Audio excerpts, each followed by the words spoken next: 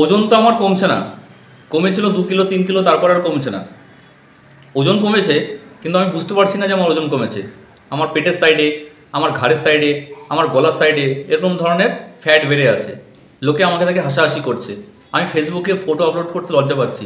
আমার মনের মতো ড্রেস আমি পাচ্ছি না। যদি এই কোশ্চেনটাও আপনার, তাহলে কিন্তু ভিডিওটা আপনার জন্য। আপনার বাড়ির ডায়েট যদি সঠিক নেই, বা আপনার যদি মাথার উপরে কোনো কোচ নেই, বা আপনি যদি সঠিক নিয়মে ওজন কমাচ্ছেন না, নিজে নিজে ওজন কমানোর চেষ্টা করছেন, তাহলে কিন্তু এই সমস্যাগুলো আপনার সাথেও হতে পারে।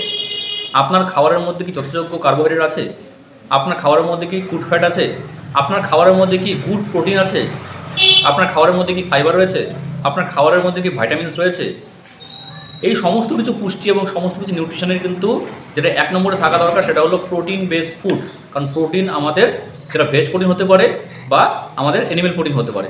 যতটা পারবেন ভেজ প্রোটিন নেবেন, কারণ আমাদের শরীরের মধ্যে কিন্তু প্রোটিন আমাদের বডি শেপ আপ করতে সাহায্য করে, স্কিনটাকে টাইট রাখতে সাহায্য করে, হেয়ারের গ্রোথ করতে সাহায্য করে, চুল যাতে না পড়ে সেটাতে সাহায্য করে, এবং আমাদের যে স্কিনে যে আমাদের রিঙ্কলস বলেন বা স্কিনটা টাইট থাকা বলেন, সেটার জন্য কিন্তু প্রোটিন অনস্বীকার্য।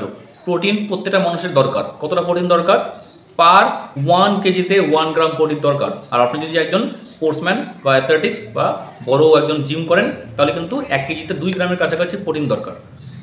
আর ওজন নিয়ে যদি কোনো সমস্যা হচ্ছে, ওজন কমাতে চান, আপনার খাবারের ডায়েট চেক করতে চান, খুব সহজে মেডিসিন, জিম ছাড়া, বেল্ট ছাড়া ওজন কমাতে চান, আপনার ডায়েট কী হওয়া উচিত, কী বিষয়ে আপনি প্রত্যেকদিন খাওয়া দাওয়া করবেন, এবং আপনি ওজন কমানোর সাথে সাথে বহু কিছু হেলথের ব্যাপারে শিখতেও যান, তাহলে আমার অনলাইন ক্লাস জয়েন করতে পারেন। কীভাবে অনলাইন ক্লাসের লিঙ্ক পাবেন জানতে উপরে হোয়াটসঅ্যাপ দেওয়ার উপরে ফোন করে দিতে হবে।